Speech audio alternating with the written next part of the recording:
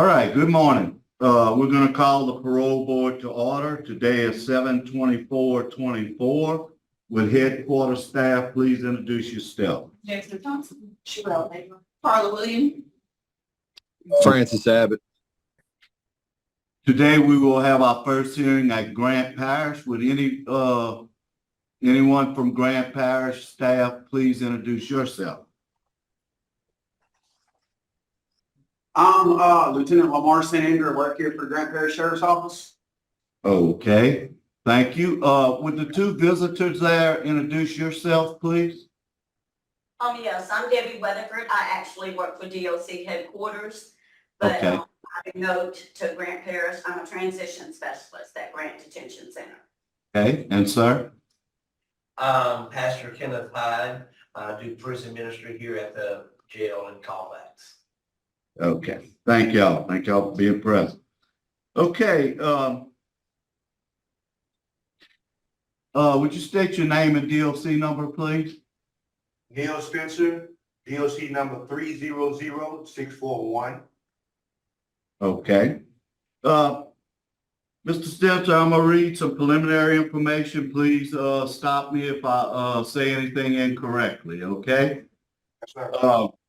You were convicted of second-degree murder, given a life sentence. You had a commutation hearing, and your sentence was commuted to 99 years. Your out dates are, your parole date is 11/16/2023. Your adjusted good time date is 12/10/2039. Your full term date is 6/4/2090. First, we're going to get a statement from you, and then we'll get statements for those that are in favor, and then those that are opposed. Is all the information I read to you correct? Yes, sir, it is. Okay. Introduce yourself. Tell us why should we consider paroling you today, and tell us about the offense. What happened? My name is Neil Spencer, and like you stated, in 1991, I was convicted of a second-degree murder. I take full responsibility of taking the life of McQueen Walker. I'm very sorry for what happened, very remorseful for what happened. It was just an incident where I was addicted to crack cocaine. I quit my last job about 2 weeks before. I went to pick up my last check. I spent it all on drugs. My idea was to maybe use half of it for my own recreational use. Mr. McQueen, at that time, I gave him the rest of the crack cocaine to hold for me. And after I used the portion that I kept for myself, I went back to Mr. McQueen and told him to give me the other half that I wanted. And it ended up into a verbal argument, and then it ended up to a physical fight. And he began to kind of get the best of me. So I pulled out my knife and I began to stab him until he cut me loose. That's what happened. That's what happened at that time. I pled guilty to a life sentence. I've been in Angola for about 33 years. Since I've been in Angola, my first beginning half of it was kind of a rough part of it. I kind of was doing pretty much the same thing I'd been doing since I was on the streets, except minus the drugs. When I got incarcerated, when in the parish jail, I stopped using drugs cold. I didn't need it anymore. But I would be a drug addict until the day I died. I understand that I'm a new creature in Christ, but any key, any trigger could put me back into the same position I was back then. So since I've been incarcerated, I've gained my GED. I've given my life to Christ. I begin to place myself around positive people, Christians. I went through drug programs that's been offered to me at Angola as well as here at Grant Parish. I've pretty much done a lot of the certificate programs while I was at, Angola, Louisiana. I'm still doing, programs now here at Grant. I fought hard to try to better myself and make a better person and a better man out of myself.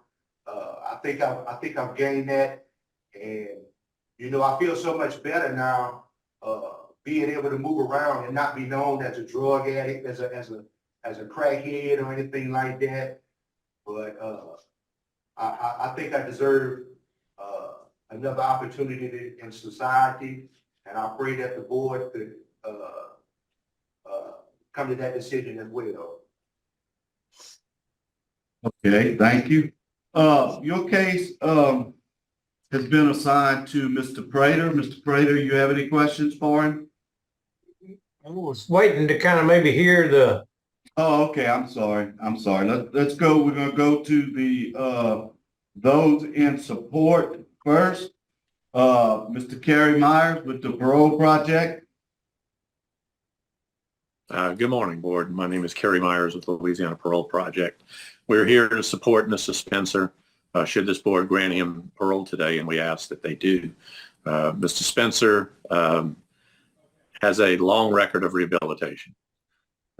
It's what impresses us. Not only that, his character is, this program, as this board knows, is a voluntary program, and Mr. Spencer is the type of person that we know will take full advantage of the things that we offer.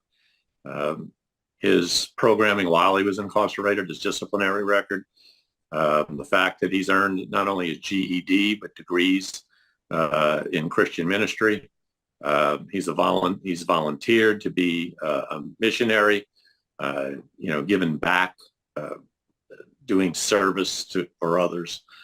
We just believe that the things that we can offer him in support once he is released will ensure that he has the best chance at success, and we fully believe in his success.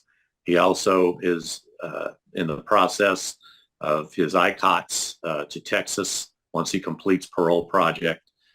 So we just ask this board to consider all those factors today and grant his release.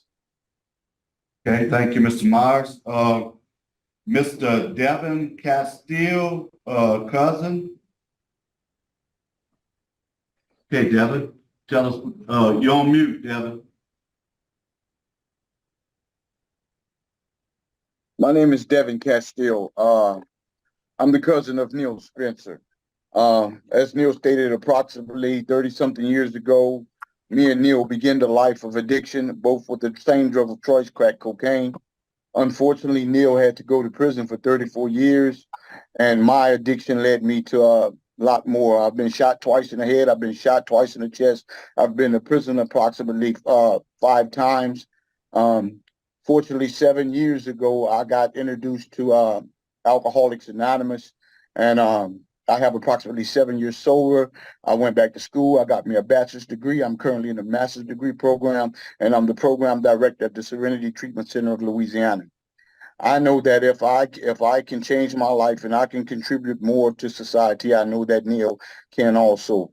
Throughout these 30-something years when I was out there, I would often talk to Neil on the phone, and he would be my sounding board. And I would wonder how such a person that's in prison for life can encourage a person who's on the streets that's dying.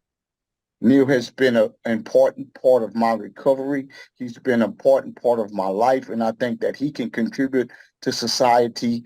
I ask that the board show compassion and have mercy and grace on Neil and grant him parole. Thank you all for letting me talk.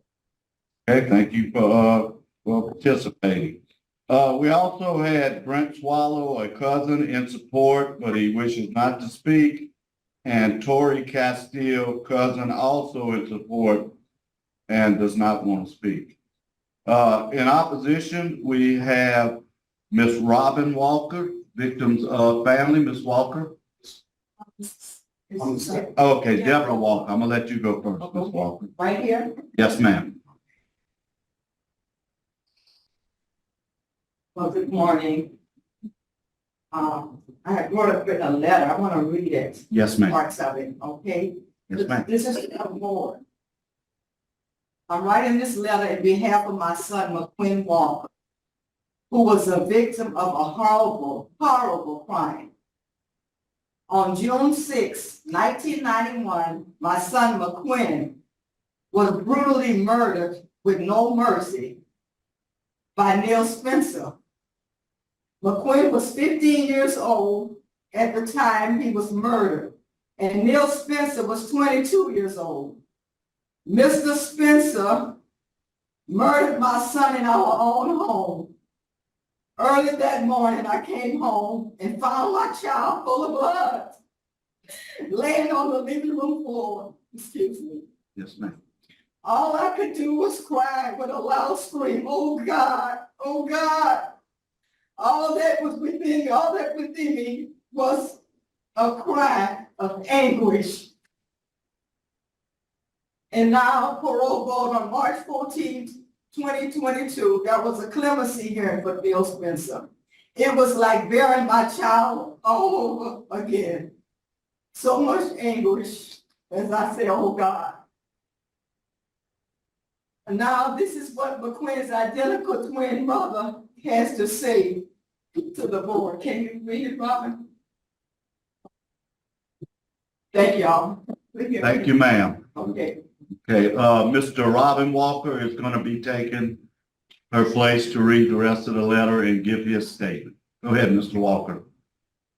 Says, to whom it may concern, and with all due respect to the Louisiana Parole Board, I attended the Zoom call in regard to the clemency of Neil Spencer, the one who murdered my brother in our home, June 6. We were young, we was also in the street life, but nothing warranted a brutal murder. At the parole board, Neil was asked what happened on a crime that night. And he lied. There's no way that the situation when somebody would owe him some money to that point. Honestly, I can understand somebody wanting to get out of prison. But I mean, if you change, be all the way changed. Just be honest with everything that's going on. That's all I really got to say. Okay, thank you, Mr. Walker.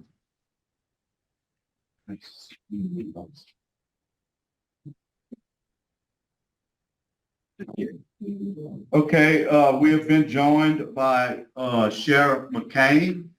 Sheriff McCain, do you wish to give a statement? Ma'am? I do. As a parent, I can't imagine what the family went through. I didn't know Neil Spencer then, 30 years ago, but I've had the opportunity to get to know him the last couple of years.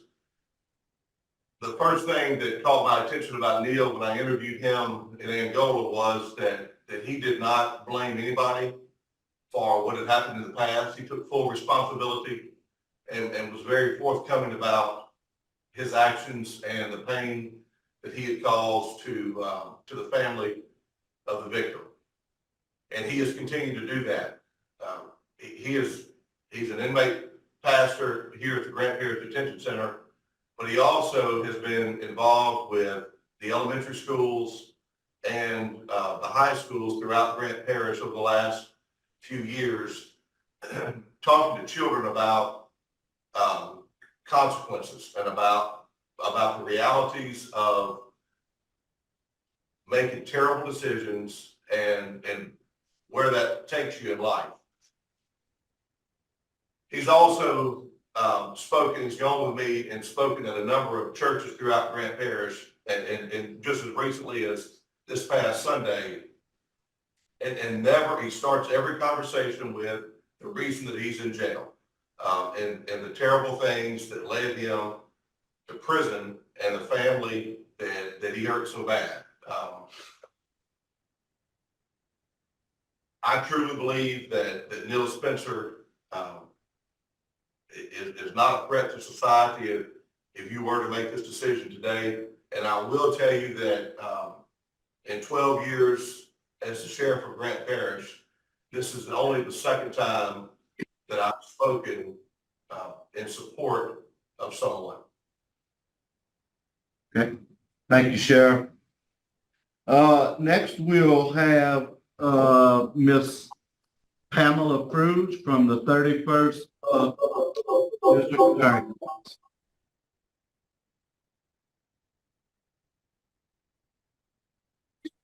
I'm Pamela Cruz. I'm the Victims Assistance Coordinator with the 31st Judicial District Attorney's Office.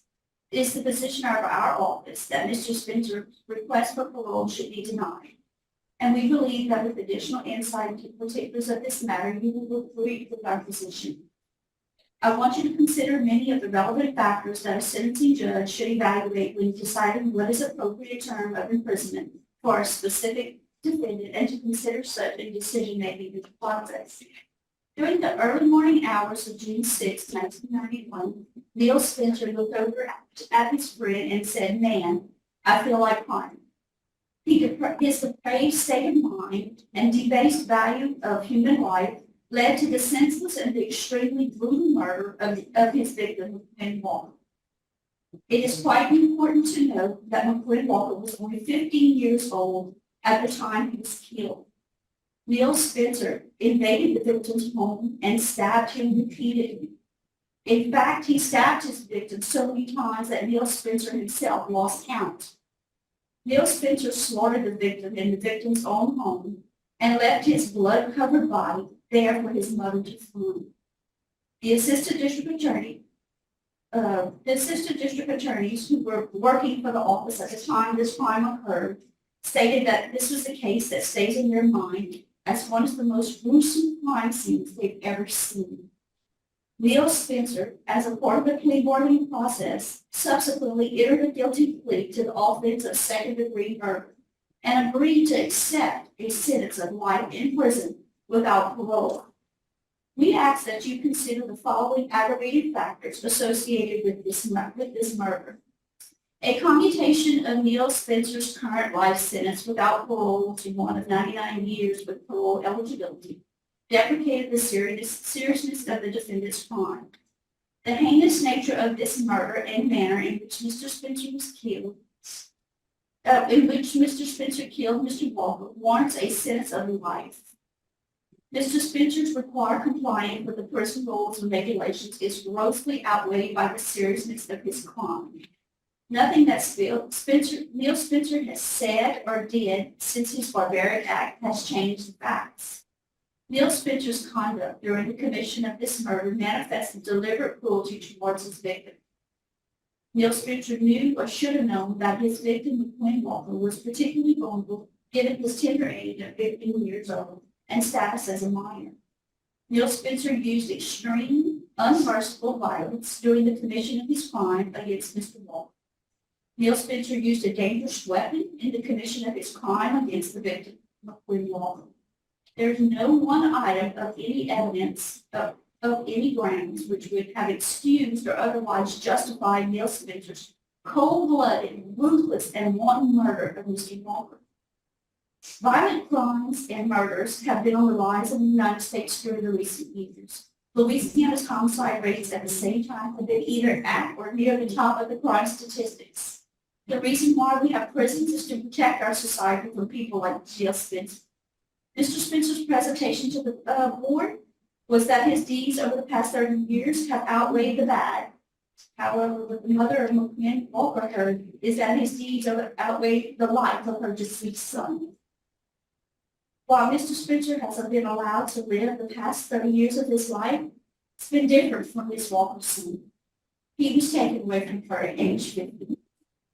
The family of McQuinn Walker desires justice. And the justice means that Neil Spencer truly take responsibility for his horrendous criminal act and serve the entire sentence. After careful consideration, the district attorney's office sides with the family and opposes the granting of parole of Neil Spencer. We hope that you adopt this position as well, and thank you for your consideration. We also request, should you grant the parole, that Mr. Spencer have to relocate outside the parish of Texas. Thank you. Thank you, ma'am. Okay, now we'll go to Mr. Prater. Mr. Prater? Yes, sir. Good morning, Neil. Nice to see you and everybody that's involved in this hearing. This is a especially difficult one because it appears that you are remorseful. It appears that you've done the things that we would expect while incarcerated. So I just have a couple of things to ask you. And I was curious, what was he doing with your cocaine again?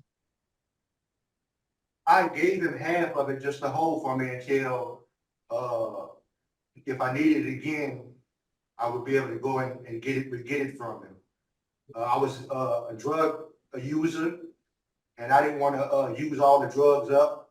And I felt if I would have kept it on my person at the same, all of it at the same time, I would end up using it all up in one time.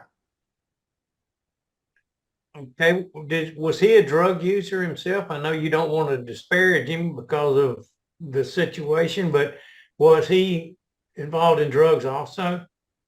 I don't believe he was a drug user, not to my knowledge. That's why I had gave it to him to hold for me, because I know he wouldn't use it, but I would. Okay. All right. That's all the questions that I have. Okay, Ms. Renatson? I don't have any questions. Thank you. Okay. Mr. Spencer, I mean, what led to the fight? He wouldn't give you your cocaine back, or what made you get violent like that? I mean, it was a very brutal murder. Yes, sir. We ended up having a argument about giving me the drugs back. He said he wasn't giving it back to me. So we just kind of argued about that for a little while, and we started to get physical. He wanted me to leave, and I said I was trying to tell him to just give me my drugs back so I can go. And then we ended up getting into a fist fight, and I pulled out my knife and stabbed him repeatedly because he began to get the best of me. Okay, so the 15-year-old was beating up the 22-year-old. What'd you tell him? Turning away, yes, sir. I was addicted to drugs. I wasn't as big as I was now. Okay, I understand. Just a question. Okay, I have no further questions. Is the panel ready to vote? I'd like to move for an executive session. I'll second. Okay, we've had a motion for an executive session by Mr. Prater, second by Ms. Renata. Please call the roll. Sharon Renata, Yes. Steve Freeman, Yes. Yes. Steve Prater. Yes. Okay, we're back in session now from executive session. Two quick questions. You put in for ICOTS to Texas. Has that been approved? It has not been turned in yet. We have to wait for the board's approval or deny to turn it in, but it will be expedited upon turning it in. Okay, Mr. Prater, are we ready to vote now? Yes, sir. Do we, as a point of order, do we need to vote back in from executive session? Do we need to call the board back to order? Yeah, let's call the board back to order, please.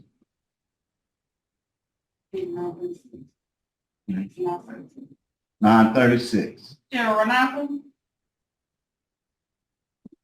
Muted, Cheryl. Sorry. Yes. Steve Freeman, Yes. Steve Prater. Yes. Okay, now is the panel ready to vote? Yes. Yes. Okay, Mr. Prater, you first because the case was assigned to you. Okay, it's a very difficult vote for me. This is what makes being on the parole board not fun. Otherwise it's pretty enjoyable when you got to make hard decisions and you have such victim opposition and you have the DA against it, then you have the sheriff for it who knows him and has gotten to know him. His record is it's indisputable that he's done what's expected of him in jail and plus then some. I think because he's been in jail for now well over 30 years, he's made a real transformation. He did this act in time when he was under the influence of crack cocaine, and he had basically no other criminal activity prior to that, except one little marijuana deal, I think, that was dropped. I think all those things, it's contrary to my nature, but I'm going to give him a chance, and I'm going to, my vote is to grant parole, providing that he gets everything straight and heads over to Texas. Okay, Ms. Renatza? Yes, thank you. I want to thank the Walker family for coming and participating today. Your comments are very meaningful to us, and your participation is. And I appreciate the opposition to parole, both by the victim's family and the district attorney's office. I voted for Mr. Spencer when he had his pardon hearing.